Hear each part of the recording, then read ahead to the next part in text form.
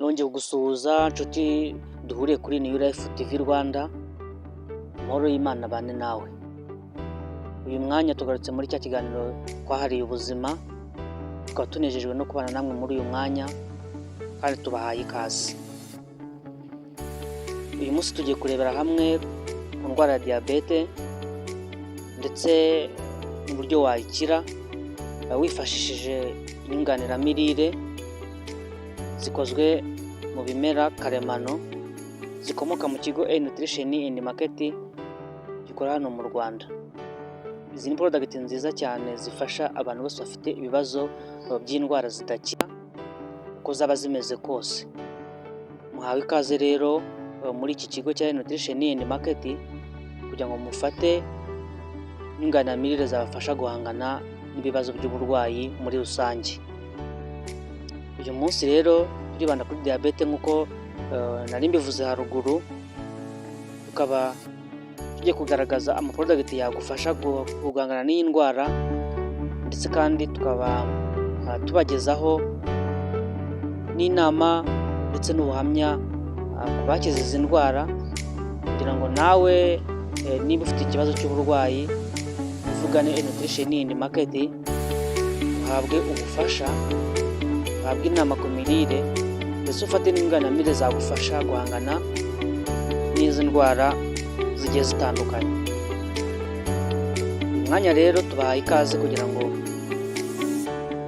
mufatanye natwe dufatikanye guteza imbere ubuzima, kwirinda indwara, tugirwa inama, dukoresha inyunganiramirire zidufasha guhangana n'indwara zigiye zitandukanye.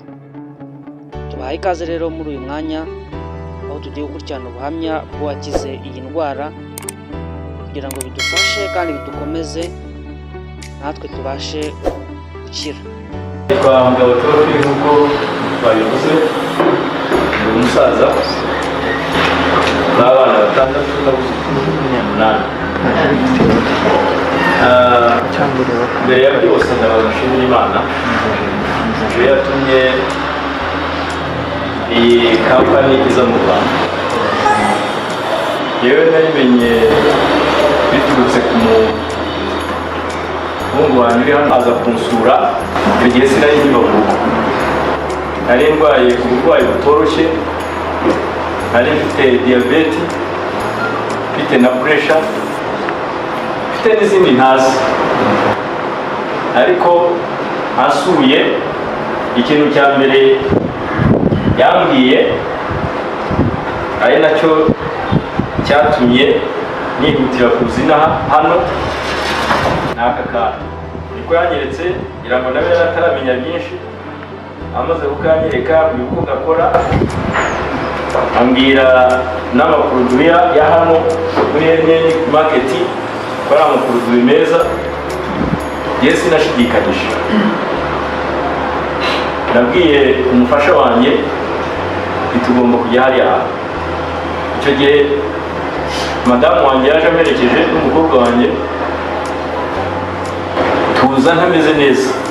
Muri make amagufwa yanjye yaradigadigaga, kuzamuka hariya muri esikariye ntabwo nashobora kuzamuka ntafashe kariya kuma ko ku ruhande, nagombaga kugenda byibura nishingikirije kuri kariya kuma, nta ntege mfite. Ndaza ngeze hano baransuzuma basanga izo ndwara nababwira uko ari ebyiri nari nzi, ariko babonamo n'izindi. Ngira ngo mu minsi nk'itatu naragarutse nanone baransuzuma, bansuzumye basanga muri make ibintu biriho biragenda neza. Ndakomeza nyuma y'ibyumweru bitatu ndongera ndagaruka ryisuzumisha, basanga noneho muri make ibintu ari normal.